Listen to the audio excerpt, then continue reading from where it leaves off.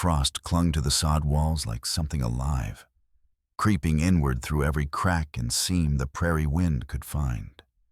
February in Nebraska didn't ask permission.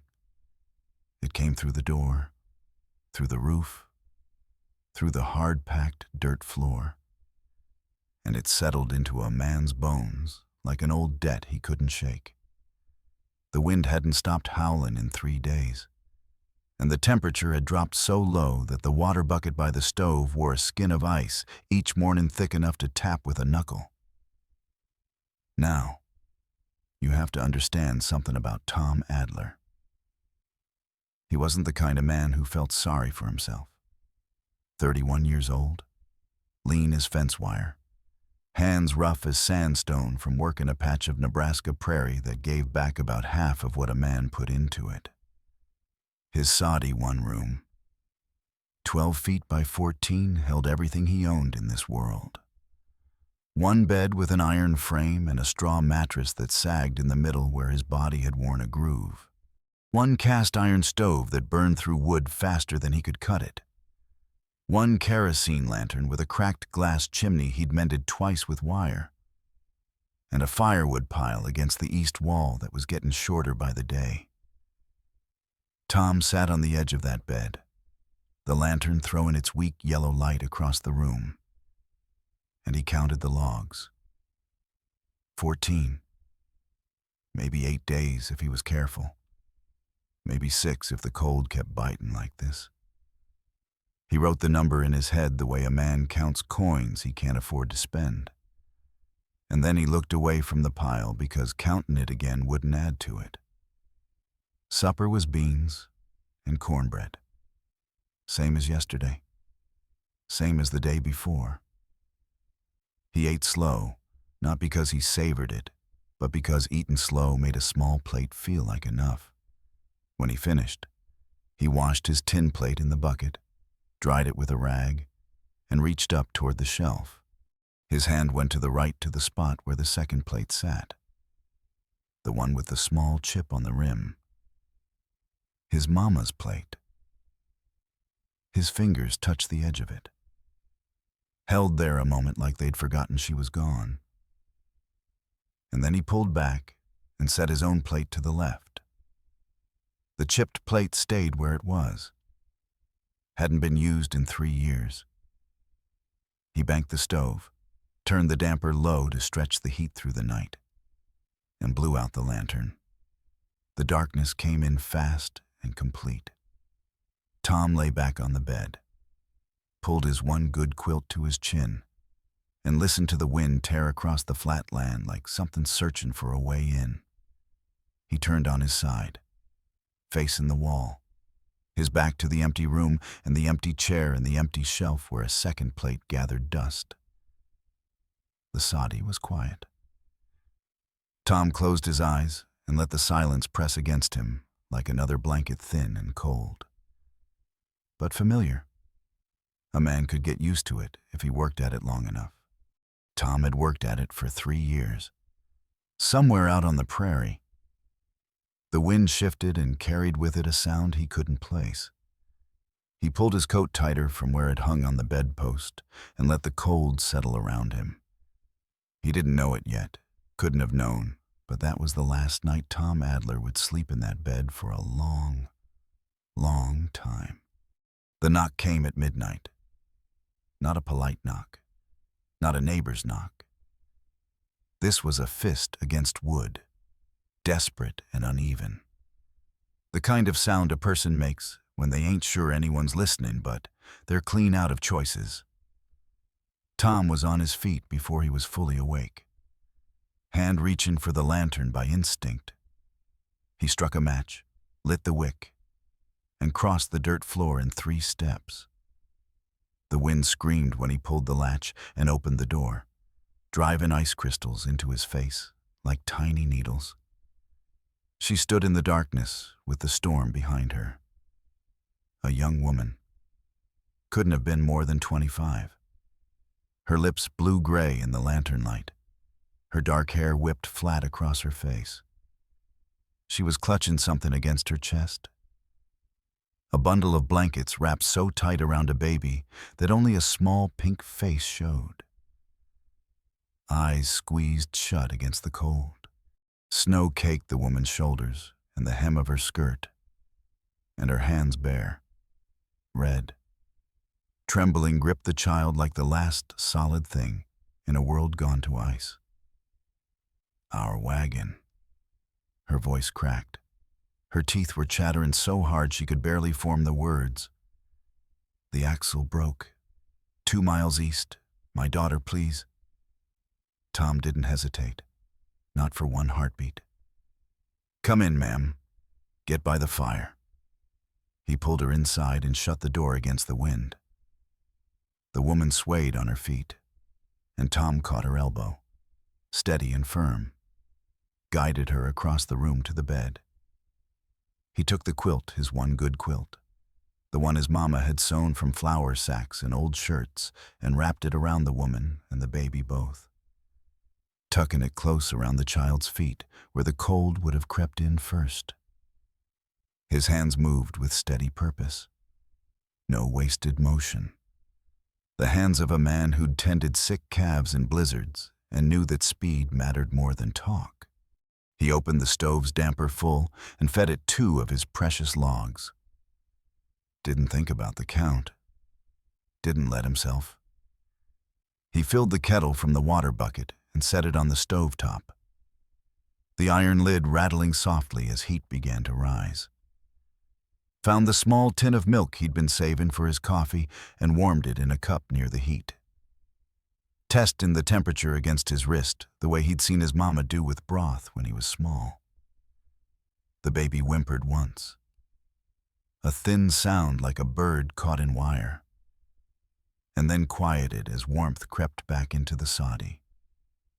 The woman she hadn't given her name yet, and Tom hadn't asked, pressed her face against the child's head and breathed in ragged, shuddering breaths that weren't quite crying but lived next door to it. Tom handed her the tea when it was ready, then the warmed milk. For the little one, he said. Careful now. It ain't too hot. She looked up at him with eyes that held something beyond gratitude, a kind of bewilderment. Like she'd knocked on that door expecting the wind to answer and found a man instead. When the woman and baby were settled in his bed, wrapped in his quilt, the stove pumping heat into the small room, Tom took his saddle off the wall peg and set it on the dirt floor. He laid his coat over himself, rested his head on the hard leather seat, and stretched out on the cold ground without a word. In the darkness, her voice came small and broken. Thank you. Tom stared at the ceiling. The floor was cold against his back, and the saddle pressed hard against his skull. But the sound of that baby breathing easy filled the room like music. And Tom Adler did not feel the cold at all. Sarah woke to warmth she hadn't felt in days. The baby Lily. 7 months old, with her father's brown eyes and her mother's stubborn chin, slept against her chest, breathing easy for the first time since the wagon axle snapped and the world went sideways. Sarah lay still, blinking at the sod ceiling, remembering where she was, a stranger's bed, a stranger's quilt, a stranger's home. She sat up careful, not wanting to wake Lily, and looked around the room. The stove was freshly stoked. Someone had fed it before leaving. The kettle sat warm on top, and beside it, a tin cup of water covered with a clean cloth. But the room was empty. Her eyes found the dirt floor where he'd slept. The impression of his body was still pressed into the ground. The saddle pushed aside, his coat folded neat beside it. Sarah stared at that shape in the dirt, the length of him, the narrow shoulders, the place where his boots had rested, and her hands tightened on the quilt. Then she heard it. A faint, rhythmic clanging carried on the wind. Metal on metal, steady and deliberate. She moved to the frosted window and scraped a clear patch with her thumbnail. Nothing but white prairie stretching in every direction. He came back past midday, walking slow against the cold, his hands raw and red, his face chapped to leather by the wind. He stomped the snow off his boots at the door and stepped inside, bringing the smell of iron and ice and honest sweat with him. "Axle's fixed," he said, like a man reporting the weather. "Wheels set back on. Wagon ought to hold you to Ogallala if the road's clear." Sarah stared at him. He'd walked 2 miles in a Nebraska blizzard before breakfast to fix a stranger's wagon. "I don't even know your name." Tom Adler. "I'm Sarah Colton. This is Lily." She swallowed hard. "Mr. Adler, I don't know how to—" "Tom's fine, ma'am." He hung his coat on the peg, flexing his stiff fingers near the stove. "And my mama always said a man's worth is measured by what he does when nobody's watching, and he ain't got much to give." He shrugged, like the words explained everything and nothing at the same time. Sarah opened her mouth, but Lily coughed a deep, wet sound that came from too far inside that tiny chest. The kind of cough that turns a mother's blood cold. Sarah pressed her hand to the baby's forehead. Hot. Too hot. Tom looked at the child, then at the door, then back at Sarah. How long was she out in that cold? 2 hours, maybe more. I tried to keep her warm, but the blankets were wet and I couldn't. Her voice broke apart like thin ice. Tom was quiet for a moment. He looked around his soddie one room, 12 feet by 14. Everything he owned in this world, and nodded once. "Stay till she's strong. Ain't no trouble." Sarah set her small traveling bag down by the stove. The soddie that held 1 soul now held 3. And somehow the walls didn't feel any tighter. The first week taught them the awkward choreography of a one-room life. Tom was out before dawn each morning, tending the 3 cattle and his 1 horse, breaking ice on the water trough with a hand axe, checking the fence line for drifts that might bury the wire. Sarah tended the fire, cooked what little there was, nursed Lily through the lingering cough that wouldn't quite release its grip. They orbited each other in that small space like 2 people sharing a boat on open water, careful, polite, always aware of where the other one stood. The firewood pile shrank faster now. 14 logs for 1 man became 14 logs for 3 souls. One of them, a baby who needed constant warmth. Tom rode out in the afternoons, hunched against the wind, to gather buffalo chips and scrap fence posts from an abandoned homestead 2 miles north. He stacked what he found against the east wall and didn't mention the math. What he didn't mention, or thought he'd hidden, was his own plate. Sarah noticed on the 3rd evening. She'd divided the beans as even as she could. But Tom's portion was half the size of hers. He ate slow and deliberate, pushing his spoon around like a man stretching a Sunday supper into a weeknight. "You ain't eatin' enough, Mr. Adler." "I eat less when I ain't working hard." He didn't look up. "February's a lazy month." "You walked 4 miles in the snow today hauling fence posts." "That ain't work. That's just moving." She didn't believe him, but she didn't push. Not yet. By the 5th evening, a new rhythm had settled over the soddie, still cautious, still polite, but warmer at the edges. Tom sat on the floor by the stove while Sarah fed Lily at the table, and for a few minutes the only sounds were the fire's crackle, the baby's soft nursing, and the wind doing its eternal work outside. Tom ate his small plate of beans across from Sarah. And something about it, 2 people eating together in lamplight.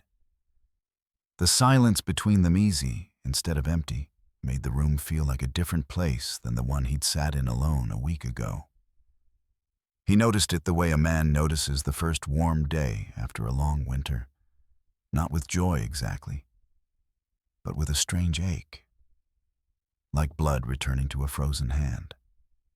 The empty bucket by the stove found a new purpose that week, warm in water for Lily's bath each evening. Tom would heat the water while Sarah undressed the baby, and they developed a rhythm without discussing it. He'd hand her the warm cloth. She'd wrap Lily in the quilt afterward, once. Their fingers brushed over the bucket's rim, and both went still for half a breath before carrying on like it hadn't happened. Later that same evening, while Tom knelt by the stove adding a buffalo chip to the fire, Lily reached down from Sarah's arms and grabbed his finger. Her tiny hand closed around that rough, chapped, oversized finger and held on with a grip that had no business being that strong. Tom's jaw loosened. His hand, which had been reaching for the stove door, went slack at his side. He knelt there on the dirt floor, staring at that little fist wrapped around him. And he swallowed once. Hard, the way a man does when something catches him in the throat that he wasn't ready for. Sarah watched him from above. She didn't speak. Some moments don't need words. They just need witnesses. It was past midnight, a week and a half into February, when the real talking started. Think about that for a moment, what it costs a man to give away the last comfort he has, night after night, without being asked and without complaint. Tom Adler slept on that dirt floor every evening like it was the most natural arrangement in the world. And every morning he rose stiff and sore before Sarah woke so she'd never have to see him struggle upright. That's the kind of man he was. The kind who hides his sacrifice so it don't become a burden on the one he's sacrificing for. But that night, Lily's cough had eased enough for Sarah to breathe easy, and she couldn't sleep for altogether different reasons. She lay in Tom's bed listening to the wind and staring at the ceiling when she heard him shift on the floor. Tom. It was the first time she'd used his given name. It came out quiet, almost careful, like she was testing whether it fit in her mouth. You awake, some... A pause. Yes, ma'am. You don't have to call me ma'am. We've been sharing a 12-foot room for 10 days. Another pause, longer this time. Then, quiet as the stove's ember glow. Can't sleep neither. Sarah. She turned on her side. In the dim orange light from the stove's grate, she could see him sitting up against the wall, knees drawn, coat wrapped around his shoulders. He looked smaller in the dark, less like a man holding everything together, and more like one who'd been holding too long. Where were you headed? He asked. Before the axle. Ogallala. My sister Ruth's place. She was quiet for a moment, gathering the words the way a woman gathers broken glass, careful not to cut herself. My husband. James, he worked the logging camps up in Minnesota. 7 months ago. A tree kicked back wrong. They said it was quick. They always say that. Her voice stayed level. She'd told this story enough times that the words had worn smooth, like river stones. I sold what we had. Wasn't much. Bought the wagon and pointed it west. Tom was quiet so long she thought he'd drifted off. The wind filled the silence between them, pressing against the sod walls. Then, my folks are gone 3 years now. Fever took 'em both. Same winter. Mama first, then Pa 1 week after. I think he just... Tom stopped, started again. This was their place. I kept the cattle, kept the stove going, Didn't know what else a man does when the people who made him a person ain't there no more. "That plate on the shelf," Sarah said softly. "The one with the chip." "Mama's." He almost smiled, not quite, but the shadow of one moved across his face. "She'd have liked you." She always said the bravest people she ever knew were the ones who kept moving after the world told them to stop. Lily stirred between them, made a small murmuring sound, like a question asked in sleep, and settled. The stove ticked as the metal cooled and expanded. Outside? The wind dropped for just a moment, a held breath in the middle of a long exhalation, and the silence that filled the soddie was different from the silence of Chapter 1. It had weight to it. Warmth. "You sleep on that floor every night," Sarah said. "And you never once complained." Tom shrugged in the dark. "Floor's honest. Don't pretend to be something it ain't." Sarah looked at him for a long time. Then she lay back down and pulled the quilt close. And her eyes closed with something that looked, in the faint glow of the dying fire, very much like peace. The blizzard came on the 12th of February, like the sky itself had broken open and fallen. 3 days of wind so fierce it turned the air white and solid. Snow drove horizontal across the prairie, piling against the soddie's east wall until it reached the roof line. The temperature dropped past 0 and kept falling into territory that didn't have a name, just the feeling of iron pressed against bare skin. Tom couldn't reach the cattle, couldn't get to the well, couldn't see his own hand held at arm's length past the door. And the firewood ran out on the second day. Tom waited until Sarah was nursing Lily in the bed. The quilt pulled high around them both. Then he took the chair, the only chair he owned, the one his father had built from cottonwood the year Tom was born, and he looked at it for a long moment. Ran his thumb across the arm where the wood had been worn smooth by 30 years of sitting. Then he broke it apart quiet as he could, feeding the legs into the stove one by one. Sarah heard the crack of wood splitting. She looked up and saw the empty space where the chair had been. Her eyes moved to the stove, where a chair leg burned orange through the grate. Then to Tom's face. He was staring at the fire. "Tom." "Wood's wood," he said. His voice was steady, but he didn't turn around. "Fire don't care if it once held a man or not." That night he broke apart the small table. The next morning, the bed's headboard, working the joints loose with his hands rather than smashing it, like he was giving the wood a gentler kind of ending. Sarah watched each piece of his life disappear into the flames and turned her face into the pillow so he wouldn't hear. He heard anyway. He always heard.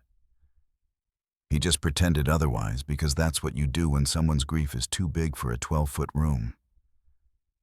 I know it seems like too much, like a story somebody made up to make you feel something. But here's what Sarah didn't know yet. Tom Adler had been living in this soddie for 3 years, like a man sitting in a waiting room. And he hadn't known what he was waiting for until she knocked on his door. Every piece of furniture he burned was a piece of the old emptiness going up in smoke. And the warmth it gave was worth more than the wood ever was. Then, on the worst night of the blizzard, Lily's cough came back. Not the lingering rattle from before, this was deeper, wetter, hotter. The baby's skin burned against Sarah's palm, and her crying turned thin and reedy, the sound of a body too small to fight what was growing inside it. Tom didn't say a word. He pulled on every piece of clothing he owned, 2 shirts, his coat, a wool scarf wrapped twice around his face, and pushed out into the white dark. 5 miles south. Old Hank Muller kept a homestead and a medicine cabinet stocked with children's tonic his daughter-in-law had sent from Omaha. Tom rode his horse through a storm that swallowed the world whole and pounded on Muller's door at 2 a.m. Ice hanging from his eyebrows and his fingers too numb to make a proper fist. He came back 4 hours later, carrying a brown bottle of children's tonic in his coat pocket, half frozen. His beard crusted white, his hand so stiff he couldn't work the door latch. He stood outside his own home and couldn't get in. Sarah heard him fumbling. She pulled the door open and dragged him inside by his coat front. And she wrapped him in the quilt, his quilt, the one his mama had sewn, the one he'd given her that first night, and pressed him down beside the stove. For the first time since she'd arrived, she was the one given. And Tom Adler was too cold, too spent, too broken open to refuse. "My turn," she whispered, and kept the fire alive through the night with the last of his father's chair. The blizzard died on the morning of the 13th, and what it left behind was a man who couldn't stand. Tom spent 2 days on that dirt floor not by choice, but because his body had finally called in every debt he'd been running up against it. The ride through the storm had taken something deeper than warmth. It had taken the last reserves of a man who'd been given on empty for 2 weeks straight. He coughed now, too, a dry bark that rattled in his chest, and his hands shook when he tried to grip the water cup Sarah held for him. Sarah took over everything. She fed the horse. She broke ice on the water trough with the hand axe. Lily strapped to her chest in a sling made from her own petticoat. She checked on the cattle. 2 of the 3 had survived by sheltering against the south wall of a neighbor's abandoned soddie. She hauled water and stoked the fire and cooked what little food remained. And she didn't complain once. Not once. Tom lay on the floor and stared at the ceiling, and his jaw worked like a man chewing on something bitter. "This ain't right," he said on the second evening, his voice rough as gravel. "You shouldn't be out there doing my work while I'm laid up in here like a man who rode 5 miles through a whiteout in the dead of night for my daughter's medicine." Sarah set a bowl of broth beside him. Her voice was gentle, but there was iron underneath it, the voice of a woman who'd buried a husband, sold everything she owned, driven a wagon across 3 states, and was done being argued with. "That's what you were going to say. That was different." "How?" "Tom, tell me how." He didn't have an answer.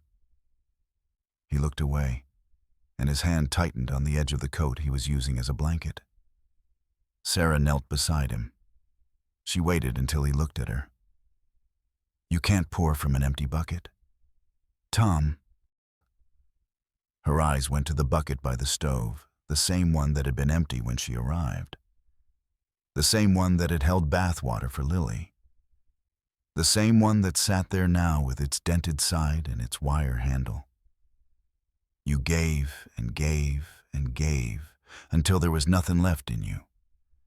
And now you're angry because someone wants to pour something back. That ain't strength, Tom. That's pride. And pride don't keep nobody warm. Can I tell you something Tom Adler would never admit out loud? He'd forgotten what it felt like to not be alone, the days and nights of Sarah's presence, her voice, her hands, Lily's babbling. The sound of another person breathing in the dark had thawed something in him that he'd thought was frozen permanent.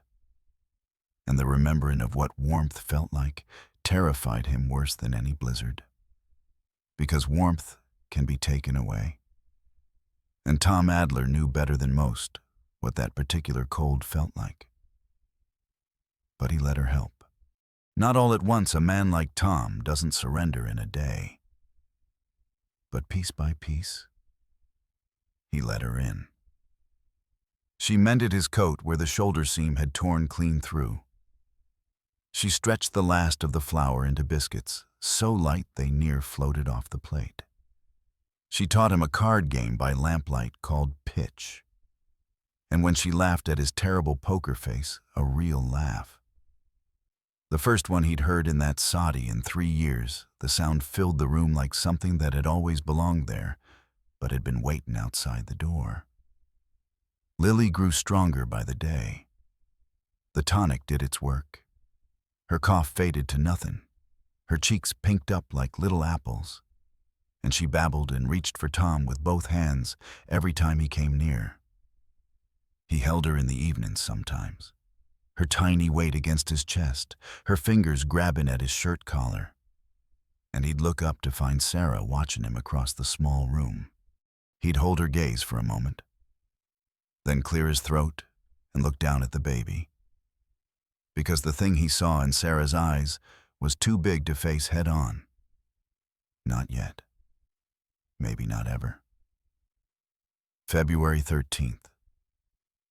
The sky had cleared for the first time in days. Tom lay awake on the dirt floor, listening to Lily breathe her small, even breaths, watching firelight move in slow waves across Sarah's sleeping face. The axle was fixed.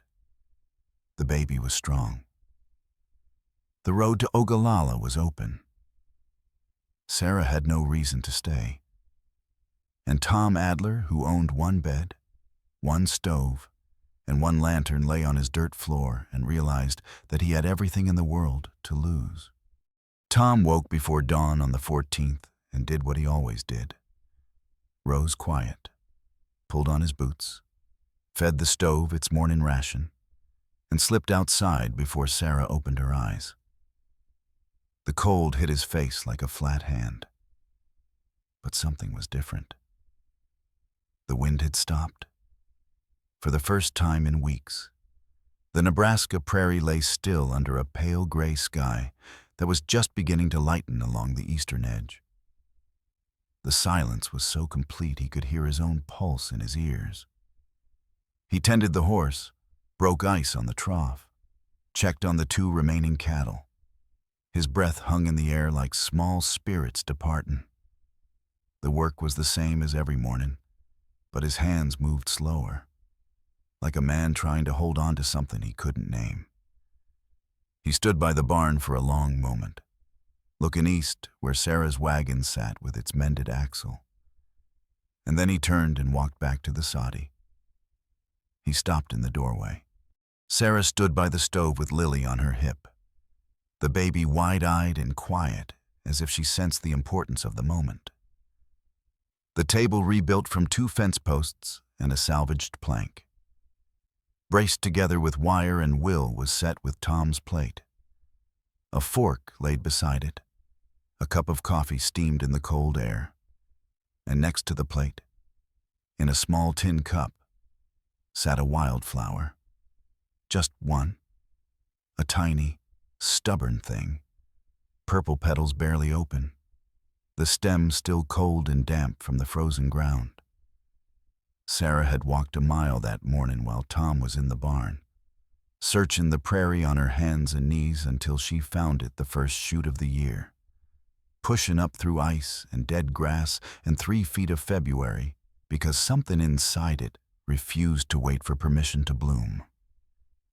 Tom stood in the doorway and looked at that flower in its tin cup and could not speak.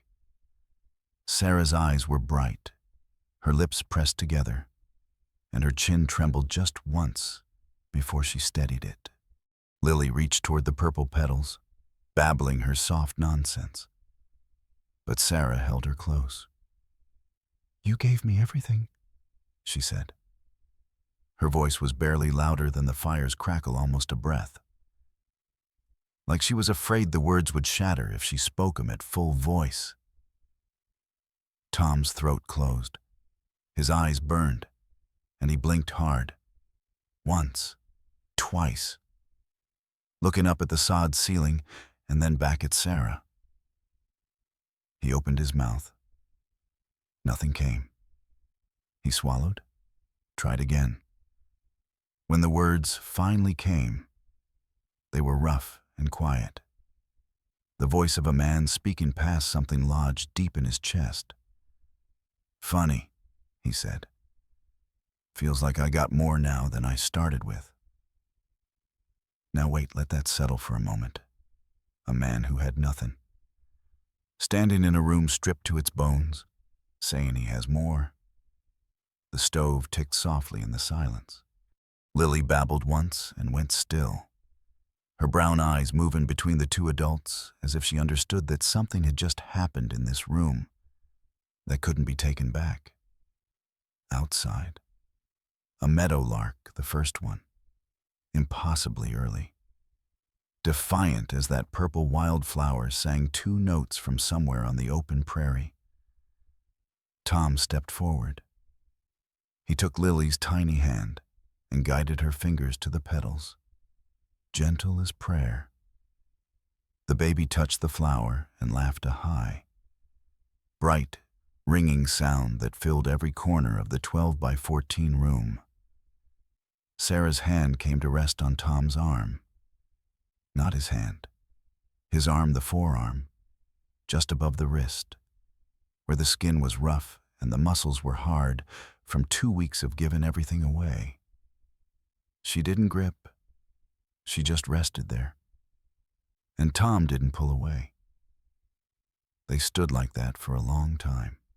3 people in a one-room soddie with one stove and one lantern and one wildflower and a tin cup. And the room had never once, not in 31 years, been so full. Remember that soddie from the beginning? One bed, one stove, one lantern. Barely enough firewood to last the week. Let me walk you through it now. The bed holds Sarah and Lily. Tom built a crib beside it from fence posts rough work. Nothing fancy, but solid and true. Lined with soft cloth Sarah cut from her own traveling dress because she said it was worn through anyway, and the baby deserved something gentle. Lily sleeps through the night now, breathing easy, her cheeks round and pink as summer apples. Her tiny fists curled on either side of her head like she's surrendered to the warmth and ain't ever going back to the cold. The stove burns steady. 3 neighbors, old Hank Mueller and 2 homesteaders from the North Road, named Perkins and Dahl, heard about the man who rode through the worst blizzard in a decade for a stranger's baby. They left firewood on Tom's porch without a word, stacked neat and clean, more than enough to carry through March. Tom found it one morning and stood in the doorway for a long while, his coffee getting cold in his hand, not saying anything. Just looking at the proof that kindness moves through the world like water you pour it out, and it finds its way back from directions you never expected. The empty bucket by the stove, the one that held nothing but ice.